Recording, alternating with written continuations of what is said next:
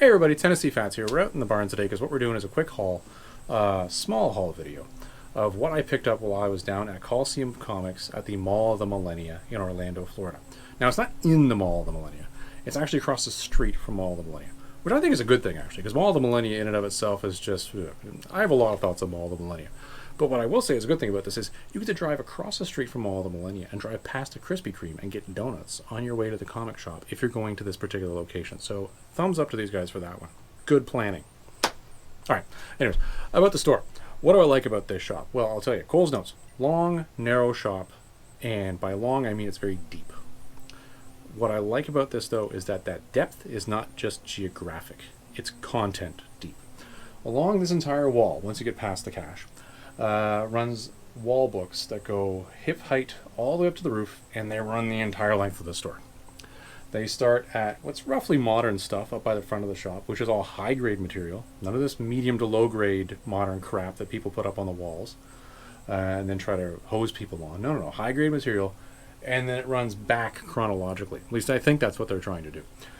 So as you head further back, you're going to get all the way back to Golden Age books. Now, it's not too often where I get to see Golden Age books up on a wall. So for me, I look at that and go, that's good. Now, the Golden Age stuff is not your 9.8 garbage that most of the collectors that are out there looking for it today are going to find. If they were, they'd be $1 million books. But what you are going to find is reasonably graded books, and at reasonable prices. What I like about this shop and why it's my favorite shop is every time I'm in Orlando, I head all the way down to that back corner over there where they have stacks that are maybe 5 to 10 comics deep that are below the wall grade material that are back and behind the racks that I can't reach for good reason. They probably want to keep those away from people. That are all Golden Age, and they're non-superhero, and they are reasonably priced, and they're reasonably graded. What I like about this place is you're going to go in there and you're going to find your old funny animal stories. You're going to find your old romance stories, find your Western stories, just the odd war stories. You're going to find them here. Now, it's not a hell of a lot of horror and sci-fi stuff, but it's the stuff that really people aren't normally displaying or showing. So for me, this is a great shop. For you, would I say this is a destination shop? No. Destination shop to me is a very clear term. Destination to me means, okay, I'm getting in my car and driving several hours just to go to your store. Very few places qualify as a destination shop for me. The people who work in these stores legitimately care about you, and they legitimately care about the books, and they care about what you are collecting. So they're going to tell you the truth. They're going to charge you a reasonable price, and they're going to take care of you because they want you to come back. There's a loyalty card, and I always get stamped through those rather quickly, and then you end up getting some discount off of what you're buying. So, and they honor them at all the stores. So for me, this is a great place to go when you're in the area. It's a great place to go when you're just down the street. It's a great place to go when you've just finished your Krispy Kreme donut. Anyways, enough of me rambling. Let's get to the books. Okay, so here we are. Now, I always kick over to this thing, and it's like, oh, gee, look, the spoiler. Well, this is the first book I got. I don't open it up on nothing. I open it up on a book. All right, so here's what you got. Marvel Superheroes number 12. This is the first appearance of Captain Marvel. Aha! Now, a lot of you who have recently watched Marvel movies will say, that's a dude. Well, there's a reason for that. Captain Marvel, in the classical sense, actually is what we now call Shazam. Captain Marvel, M-A-R-V-E-L, under the Marvel Comics group, is their version of a superhero they came up with in the 60s. This is the male version of this character. Most people who are new to comics, new to the movies, will look at this and have no clue who this is. Well, this is the dude that fought Thanos when he first was introduced in the Marvel Universe. This is the dude that was hanging around with the Silver Surfer and, Adam Warlock and all those dudes.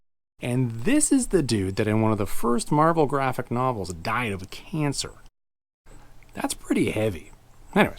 So this is the book that I've been looking to get for quite some time. So when I saw this on the rack, and this was, this was cheap enough. Okay? Enough said.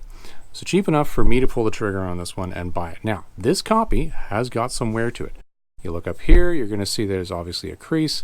This is a square bound book, okay? So I'll bring this over for you. Here, take a look at this, okay? It's a square bound book. You see how it sticks up there like that? Oh, by the way, Popular Comics was the next one I got. Well, yeah, it's a square bound book. This has a lot of waffling in it where you can see that this has had some damage along the side. Now, it's taken a beating, but you know what? It's still the first appearance of Captain Marvel. Now, it also has a whole bunch of reprint material on the bottom. I gotta tell you, I opened this up and thumbed through it, which for me was just a thrill. To be able to go through this. It had a whole bunch of Golden Age reprint stuff inside it. But this I'm going to send out, and for those of you who don't like comic pressing and comic cleaning, well, turn off the video. I'm going to send this out and get it pressed and cleaned. I'm pretty sure when I do, I'm going to get a fair amount of all this brown that I'm seeing here off of the white or cream colored background, and I'm going to get a lot of these creases out. Now, obviously where the color is broken and the material's worn away, you can't do anything about that. It'll decrease the amount of this crease that you see here. And to me, that's going to be good enough. I'm not looking for a 9.8 in this book. I'm just looking for a reasonable copy. So that's this one. Quite happy with that one. Okay. Yes. This is the first popular comic that is now in my collection. I own a lot of 1940s books now, and I'm very happy with that. I'm glad to be able to say I own a lot of 1940s books, because you know what? Comics did not begin in 1961. It began a lot earlier. I like these old Terry and the Pirate stories. There's a lot of characters in here that I know, which I find quite funny, and I'm going to enjoy going through this and reading this. This book stuck out for me, and this was stupid cheap. Now, a lot of you, first glance, you're going to point right down here, and you're going to say, oh no, right over here, there's material missing in the cover. Because a lot of times what happens is you'll see a staple tear, and you'll see material missing. That's actually not what you're seeing here. What you're seeing here, I'll turn this like this. What you're seeing here is actually spine roll. So the comic has rolled over the top, or over the side of the spine, because this has been stored incorrectly. Oh, is there really a correct way to store a comic? I don't know. Back in the day, was there even a way to store magazines? Who knows? So you'll see that this has a roll to it because it's rolled over. Now, again, same way I had that other book, or I'm going to have that other book pressed and cleaned, I'm going to have this book pressed and cleaned. This book, besides this particular defect over here, is in immaculate condition. I mean immaculate. Like, obviously there's a tear right here in the material. Other than that, for a book from 1942 that cost a dime, this thing's golden. Like, I tell you, the centerfold is even still attached to both staples, and it's a strong hold on those staples. So I'm really happy with this. This is a nice one. When I get this thing pressed and cleaned, I'm going to turn around and have it mounted, and I'm going to have it put into a mylight, and I'm going to put that clear backer board on it that I've shown you guys before. That comes from Slab Pro. Very happy with that. Unfortunately for now, the only mylight that I have it fits it is this thing. It's got a whole bunch of material wear in the back here, but what are you going to do? I'll just keep it out of the way of the other books so it doesn't hurt them. Okay, this one.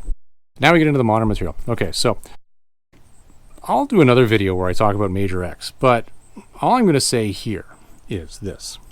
I don't understand why nobody else is excited about Rob Liefeld coming back into Marvel and doing this series. I don't understand that. I follow Rob Liefeld on Instagram.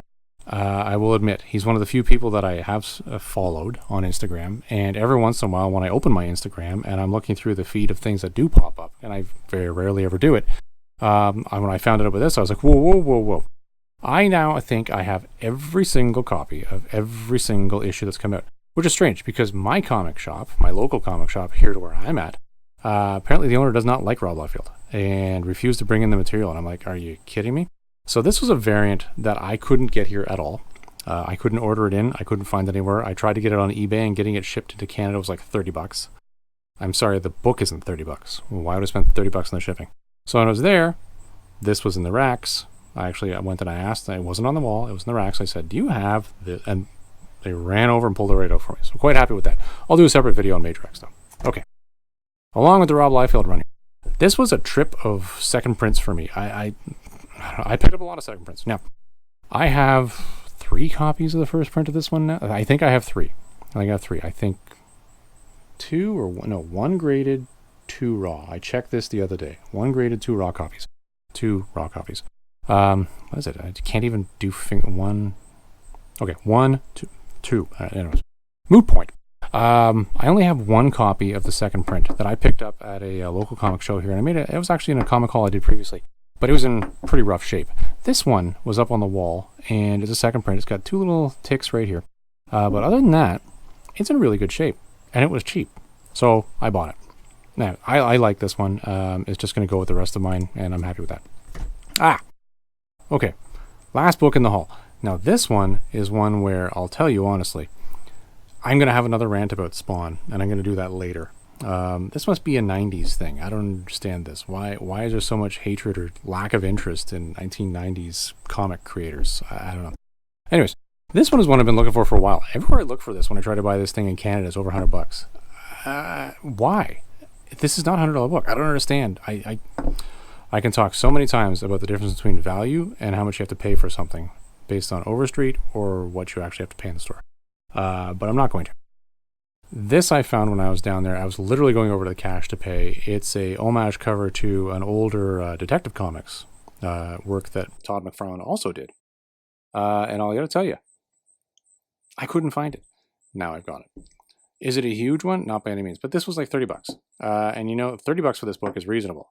100 and some odd bucks for this book, totally unreasonable. So, anyways, that's my haul. Was I happy with it? Yeah, I'm happy with it. I hope you enjoyed that.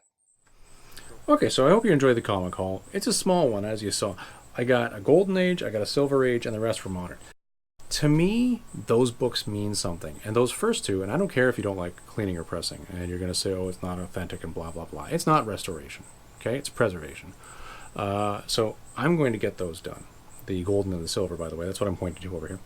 The modern ones, they're good. They're good. Now, I'll make a separate video on this whole Major X thing, and I'll also make a separate video on the Spawn thing. Besides the comic I showcased here. I don't know, why is nobody... How is it nobody's interested in Spawn 300 coming out? What, am I crazy? I don't know. Anyways, everybody, I hope you enjoyed that one. As always, all the links are going to pop up here for all the subscribing and the liking and blah, blah, blah. Anyways, all I hope you do is have yourself a great day.